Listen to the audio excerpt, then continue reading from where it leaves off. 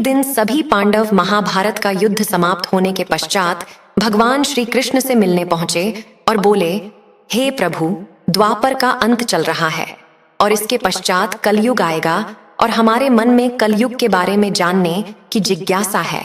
हमें बताइए कि आने वाला कलयुग मानव जाति के लिए कैसा होगा और इसमें लोगों का आचरण कैसा होगा। इस बात पर भगवान श्री कृष्ण ने पांचों भाइयों को अलग अलग दिशाओं में जाने को कहा। भगवान श्री कृष्ण की बात सुनकर पांचों भाई अलग अलग दिशा में चले गए। सबसे पहले युधिष्ठिर जिस दिशा में गए उस दिशा में उन्होंने 2 सूंड वाला हाथी देखा तो मन में सोचा कि ये कैसे संभव हो सकता है। जब वो वापस आते हैं तो श्री कृष्ण को ये बात बताते हैं। तब श्री कृष्ण ने इसका मतलब समझाया कि कल युग में ऐसे लोग शासन करेंगे जो बोलेंगे कुछ और करेंगे कुछ और। ऐसे लोग हर वक्त प्रजा का शोषण करेंगे। उसके बाद अर्जुन जिस दिशा में भ्रमण करने गए थे तो उन्होंने देखा कि एक पक्षी को जिसके पंखों पर वेदों की लिखावट थी और वो पक्षी मरे हुए जानवर का मांस खा रहा था। ये देखकर अर्जुन हैरान रह गए और जब ये बात श्री कृष्ण को बताई तो उन्होंने कहा कि कल युग में ऐसे लोग होंगे जो ज्ञानी कहलाएंगे लेकिन उनका आचरण दुष्टों का होगा।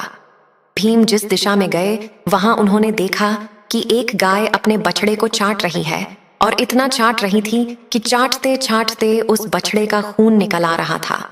जब ये बात श्री कृष्ण को बताई तो उन्होंने कहा कि कल युग में माता पिता अपनी संतानों के इतने आसक्त हो जाएंगे कि उनका विकास ही रुक जाएगा, जिससे उनको किसी भी चीज में सफलता नहीं मिलेगी। सहदेव जिस दिशा में गए थे तो उन्होंने देखा एक गांव में बहुत सारे कुएं देखे, सभी में पानी था, लेकिन गांव के बीच में एक कुआं ऐसा भी था जिसमें पानी नहीं था।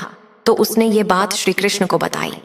तब उन्होंने कहा कि कल युग में ऐसे भी लोग होंगे जो उत्सव समारोह जैसी चीजों पर अधिक धन खर्च करेंगे, परंतु यदि कोई असहाय जरूरतमंद की सहायता करने में संकोच करेंगे।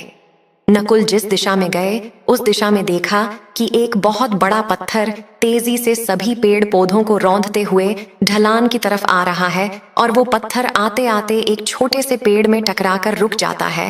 नकुल देखकर हैरान हो गए और वो ये बात श्री कृष्ण को बताई। तब श्री कृष्ण ने कहा कि कलयुग में इंसानों की बुद्धि छीन हो जाएगी और मनुष्य का पतन होने लगेगा, और ये पतन इतना तेजी से होगा कि धन या सत्ता के वृक्ष इसे रोकने में सक्षम नहीं हो पाएंगे, लेकिन हरि नाम के एक छोटे से पौधे से ये पतन रुक जाएगा। हरि नाम लेने या कीर्तन करने से मनुष्य की बुद्धि प्रबल हो जाएगी और वो अपने जीवन के लक्ष्य को पा सकेगा।